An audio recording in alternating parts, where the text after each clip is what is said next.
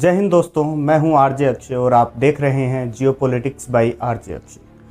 प्रधानमंत्री मोदी जी यूएई गए थे और बहुत से लोग कह रहे थे कि सिर्फ 4 घंटों के लिए क्या विदेश जाना।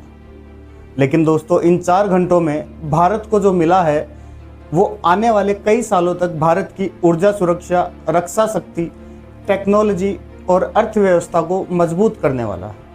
आज इस वीडियो में हम समझेंगे पीएम मोदी की यूएई यात्रा में क्या क्या हुआ, कौन कौन से बड़े समझौते हुए और भारत को इससे कितना फायदा होने वाला है।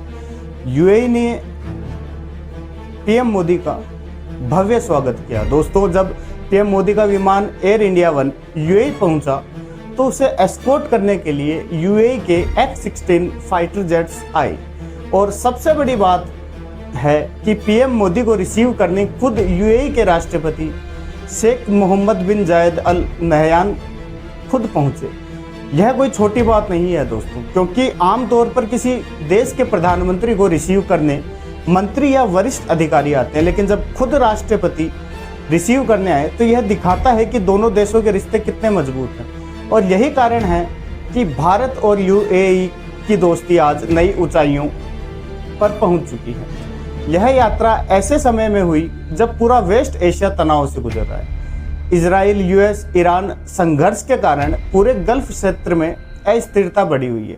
कई जगह हमले हुए हैं, अमेरिकी बेस को निशाना बनाया गया है। अमेरिका ने भी ईरान में काफ़ी तबाही की है और यूएई भी तनाव के माहौल में रहा है। इसी दौरान पीएम मोदी ने यूएई राष्ट्रपति से मुलाकात की और साफ कहा कि भारत शांति का पक्षधर है और हमेशा से रहा है और किसी भी निर्दोष नागरिक पर हमला स्वीकार नहीं किया जा सकता। भारत ने हर तरह की हिंसा की निंदा की है, चाहे हमला किसी पर भी हुआ हो, ईरान पर हुआ हो या ईरान के जो पड़ोसी हैं जिन पर ईरान ने हमला किया उन पर हो। भारत हमेशा आम नागरिकों की सुरक्षा के पक्ष में रहा है। अब बात करते हैं मोदी जी की यात्रा की। उस यात्रा के क्या आउटकम्स निकले। कुल मिलाकर उनके 7 आउटकम्स आए हैं। भारत की Indian strategic petroleum reserve limited और यूएई की Abu Dhabi national oil company यानी एडनोक के बीच एक बड़ा समझौता हुआ है। इसका फायदा भारत को क्या होगा?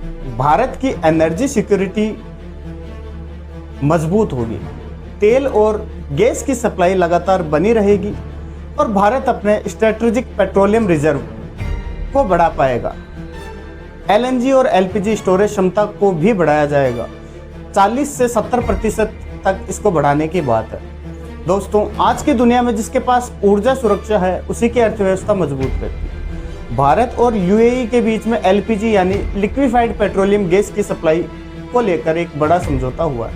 इसका फायदा भारत को long term LPG supply, energy security मजबूत होगी, इकोनॉमिक स्टेबिलिटी बढ़ेगी। दोनों देशों के बीच में स्ट्रेटेजिक एनर्जी पार्टनरशिप और मजबूत होगी। भारत दुनिया की सबसे तेजी से बढ़ती अर्थव्यवस्था और इतनी बड़ी आबादी को चलाने के लिए ऊर्जा सबसे जरूरी चीज है, क्योंकि ग्रोइंग नेशन हमेशा एनर्जी पर टिका होता है, मैक्सिमम एनर्जी आउटकम देता है उसको। स्ट्रेटेजिक डिफेंस पार्टनरशिप, ये तीसरा आउटकम होगा इन देशों के बीच में। दोनों देशों ने रक्षा क्षेत्र में भी एक बड़ा कदम उठाया है। इससे क्या होगा? डिफेंस इंडस्ट्रियल कोलैबोरेशन बढ़ेगा, नई टेक्नोलॉजी की शेयरिंग होगी, इनोवेशन को बढ़ावा मिलेगा। नेशनल और रीजनल सिक्योरिटी, इंटेलिजेंस शेयरिंग ये मजबूत होगी। यानी भारत और यूएई अब सिर्फ एक व्यापारिक पार्टनर नहीं रहेगा बल्कि रणनीतिक साझेदार भी रहेगा। बात अगर चौथे आउटकम की करें तो वाडीनार, जो कि गुजरात में है, वहां एक शिप रिपेयर क्लस्टर बनाने को लेकर भी समझौता दोनों देशों के बीच हुआ। इससे शिपिंग और कोस्टल इंफ्रास्ट्रक्चर को बहुत फायदा होगा, ये काफी ज्यादा मजबूत हो जाएंगे। पोर्ट्स का विकास होगा और मेक इन इंडिया की जो भारत की थीम है उसको बढ़ावा मिलेगा। भारत मैरीटाइम सेक्टर में भी और मजबूत होगा। डेवलपमेंट की बात करें तो skill development in ship repair, अब इंफ्रास्ट्रक्चर ही नहीं बल्कि स्किल्ड वर्क फोर्स पर भी फोकस किया जाएगा। इसका फायदा ये होगा कि इंडियन मैरीटाइम वर्क फोर्स जो है वो मजबूत होगी। शिप बिल्डिंग और शिप रिपेयर प्रोफेशनल्स तैयार होंगे जो कि अब इंडिया में ही तैयार होंगे। स्किल इंडिया मिशन को और आगे बढ़ावा मिलेगा। आउटकम अगर 6 की बात करें तो सुपर कंप्यूटिंग को लेकर किया गया है। पार्टनरशिप हुई है सीडेक इंडिया की तरफ से और G42 UAE की तरफ से। ये दोनों साथ मिलकर काम करेंगे। इसका फ़ायदा ये होगा कि भारत की जो AI कैपेबिलिटी है उसको मजबूत किया जाएगा, सुपर कंप्यूटर इंफ्रास्ट्रक्चर बढ़ेगा, AI मिशन जो कि इंडिया के द्वारा लॉन्च किया गया है उसको बूस्ट मिलेगा, भारत की टेक्नोलॉजिकल लीडरशिप मजबूत होगी। दोस्तों, आने वाला दौर AI और सुपर कंप्यूटिंग का है और भारत अभी से उसकी तैयारी कर रहा है। 7वें आउटकम की बात करें, जो कि सबसे बड़ा आउटकम है, वो है UAE will invest $5 billion in India, यानी लगभग 40,000 करोड़ रुपए से ज़्यादा निवेश करने का कमिटमेंट UAE ने दिया है। इसका फ़ायदा ये होगा कि भारत में जो इंफ्रास्ट्रक्चर प्रोजेक्ट्स है उनको गति मिलेगी और नई जॉब्स पैदा होगी, भारतीय बाजार मजबूत होगा, भारत की जो ग्रोथ स्टोरी है उसको एक बड़ा समर्थन मिलेगा। ये निवेश इंडियन इंफ्रास्ट्रक्चर प्रोजेक्ट्स में किया जाएगा। अगर इस पूरी विजिट को कंक्लूड किया जाए तो अब आप खुद सोचिए, सिर्फ 4 घंटे की यात्रा में भारत को क्या क्या मिला है।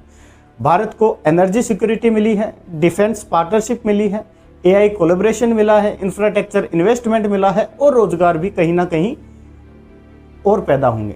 टेक्नोलॉजी ट्रांसफर, यानी ये एक सिर्फ विदेश यात्रा नहीं थी बल्कि भारत के भविष्य को मजबूत करने वाला एक रणनीतिक मिशन था और यही कारण है कि आज दुनिया भारत को सिर्फ एक देश नहीं बल्कि एक राइजिंग ग्लोबल पावर के रूप में देख रही है। अगर आपको वीडियो पसंद आया हो तो वीडियो को लाइक करें, चैनल को सब्सक्राइब करें और कमेंट करके बताएं कि आपको मोदी जी की जो यात्रा है वो कैसी लगी।